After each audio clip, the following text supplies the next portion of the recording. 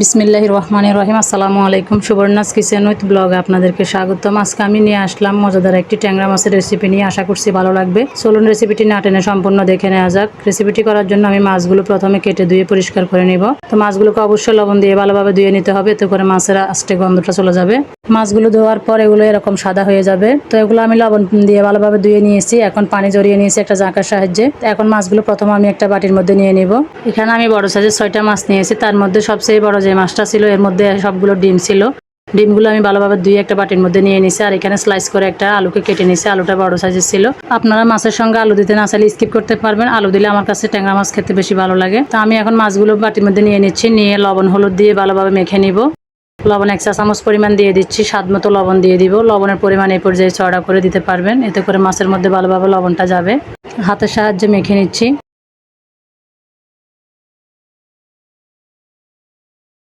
মাছগুলো মেখে নেওয়া হয়ে গিয়েছে। এখন চলে যাবো সরাসরি চুলায় আগে থেকে ফ্রাই প্যান বসিয়ে দিয়েছি। এর মধ্যে তেল গরম হতে দিছি।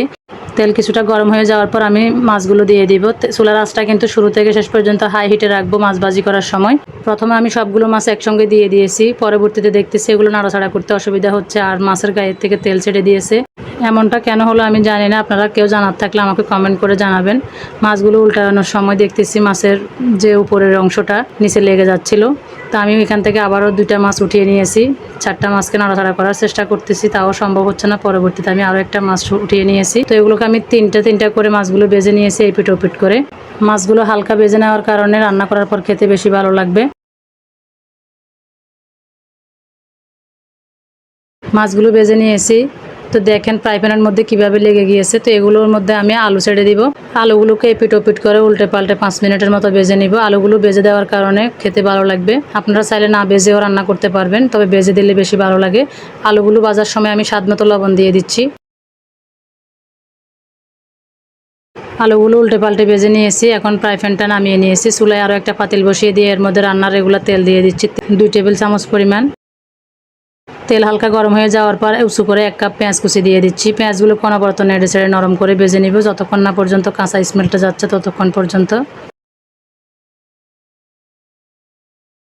পেঁয়াজগুলো ভেজে নেওয়া হয়ে গিয়েছে। এখন এর মধ্যে আমি জিরা বাটা 1 চা চামচ, আদা বাটা 1/2 চা চামচ, রসুন বাটা 1 টেবিল চামচ উঁচু করে দিয়েছি। কাঁচা স্মেলটা যাওয়া পর্যন্ত বাটা মশলাগুলোকে নেড়ে ছেড়ে ভেজে নিব। এর মধ্যে দিয়ে দিচ্ছি একটা টমেটো কুচি করে। টমেটোটাকে ভালোভাবে নেড়ে ছেড়ে মিক্স করে নেব। টমেটো হাতের কাছে থাকলে দিবেন, না থাকলে স্কিপ করতে পারবেন। টমেটো কুচি দেওয়ার কারণে গ্রেভিগুলো খেতে বেশি ভালো লাগবে। এখন এর মধ্যে আমি গুঁড়া মশলা ইউজ করতেছি। হলুদ গুঁড়া দিয়ে দিচ্ছি 1 টেবিল চামচ, লাল মরিচের গুঁড়া দিয়ে দিচ্ছি 1.5 টেবিল চামচ, স্বাদ মতো লবণ। লবণটা এই পর্যায়ে কমিয়ে দিবেন, যেহেতু লবণ আগে থেকে অ্যাড করা হয়েছে। চুলার আঁচ মিডিয়াম লোয়ের মাঝামাঝিতে রেখে গুঁড়া মশলাগুলোকে মিক্স করে নিব 30 সেকেন্ডের মতো। এরপরে আমি মশলা বেটে রাখা পানিগুলো অ্যাড করে দিব। এই পানিতে আমি মশলাগুলোকে কষিয়ে নিব। ভালোভাবে নেড়ে ছেড়ে দিচ্ছি। যতক্ষণ না পর্যন্ত মশলাগুলো ভালোভাবে কষানো হচ্ছে ততক্ষণ পর্যন্ত অপেক্ষা করব 5 থেকে 6 মিনিট।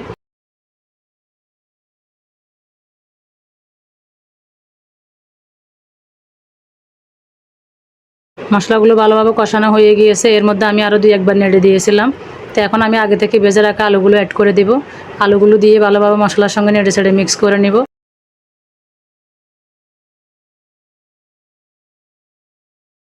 আলুগুলোকে 2 মিনিটের মতো কষিয়ে নেওয়ার পর এখন আমি 1/2 কাপ পরিমাণ পানি দিয়ে দিচ্ছি। পানির মধ্যে আলুগুলোকে কষিয়ে নিব। ঢাকনা দিয়ে ঢেকে দিচ্ছি। আমার এই পাতিলের মাপে যেহেতু ঢাকনা নেই, আমি সেজন্য বড় একটা ঢাকনা দিয়ে ঢেকে দেওয়ার চেষ্টা করতেছি।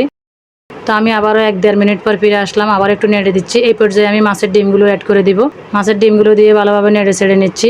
আমি যে পরিমাণে পানি দিয়েছি আলু 50% সিদ্ধ হয়ে যাওয়ার পর আমি এখানে মাছ অ্যাড করব। ফিরে আসলাম 2 মিনিট পর। তো দেখেন আলুগুলো ভালোভাবে কষানো হয়ে গিয়েছে, আলুগুলো হাফ সিদ্ধ হয়ে গিয়েছে। এখন এই পর্যায়ে আমি মাছগুলো দিয়ে দিচ্ছি।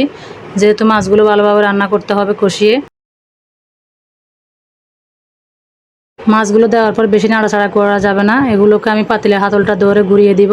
নাড়াচাড়া করতে গেলে মাছগুলো ভেঙে যাবে। দেখেন আমি পাতিলটা ধরে ঘুরিয়ে দিচ্ছি। তো এখন ঢাকনা দিয়ে ঢেকে দিব। 2-3 মিনিট পর ফিরে আসলাম। মাছগুলো খুব সুন্দরভাবে কষানো হয়ে গিয়েছে। তো এখন আমি প্রায় 6 থেকে 7 মিনিট পর এর মধ্যে পানি অ্যাড করে দিচ্ছি।